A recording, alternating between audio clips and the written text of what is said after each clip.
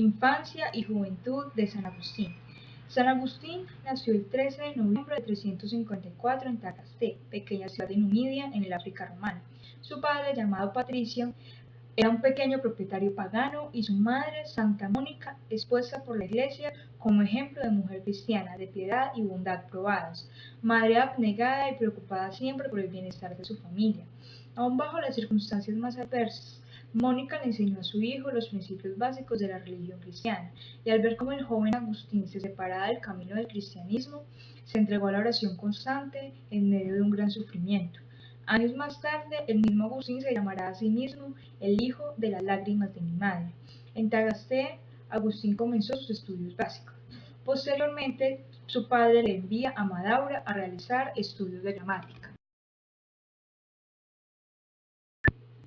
Agustín fue maniqueo y orador imperial en Milán. Era el rival en oratoria del obispo Ambrosio de Milán, figura que después hizo a Agustín conocer los escritos de Plotino y las epístolas de Pablo de Tarso. Por medio de estos escritos se convirtió al cristianismo. Ya como obispo escribió libros que lo posicionan como uno de los 4 primeros padres de la Iglesia. La vida de Agustín fue un claro ejemplo del cambio que logró con la adopción de un conjunto de creencias y valores.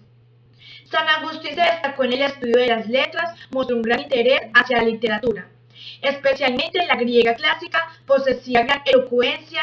Sus primeros triunfos tuvieron como escenario Madaura y Cartago, donde se especializó en gramática y retórica. Durante sus años de estudiante en Cartago, desarrolló una irresistible atracción hacia el teatro. Al mismo tiempo, gustaba en gran medida de recibir halagos y la fama, que encontró fácilmente en aquellos primeros años de su juventud. Durante su estancia en Cartago, mostró su genio retórico y sobresalió en concursos poéticos y certámenes públicos.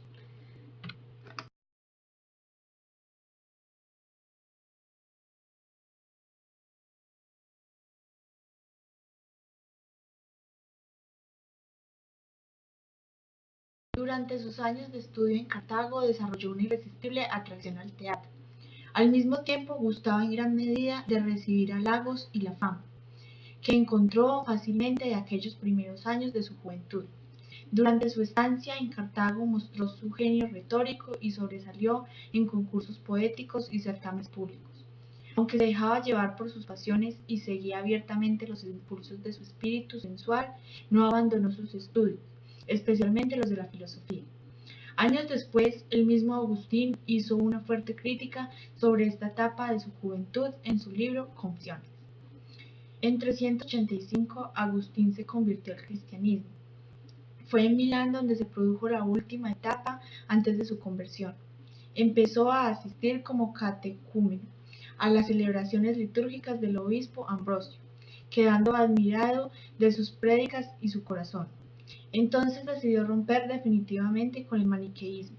Esta noticia llevó de gozo a su madre, que había viajado a Italia para estar con su hijo, y que se encargó de buscarle un matrimonio acorde a su estado social y dirigirle hacia el bautismo. En vez de optar por casarse con la mujer que Mónica le había buscado, decidió vivir en Asia, decisión a la que llegó después de haber conocido los escritos neoplatónicos. Gracias al sacerdote Simpliciano, los platónicos le ayudaron a resolver el problema del materialismo y del mal. San Ambrosio le ofreció la clave para interpretar el Antiguo Testamento y encontrar en la Biblia la fuente de la fe.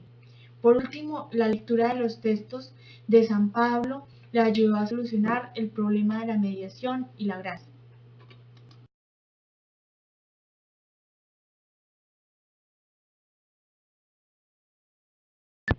Según cuenta el mismo Agustín, la crisis decisiva previa a la conversión se dio estando en el jardín con su amigo Alipio, reflexionando sobre el ejemplo de Antonio. Oyó la voz de un niño de una casa vecina que decía: toma y lee.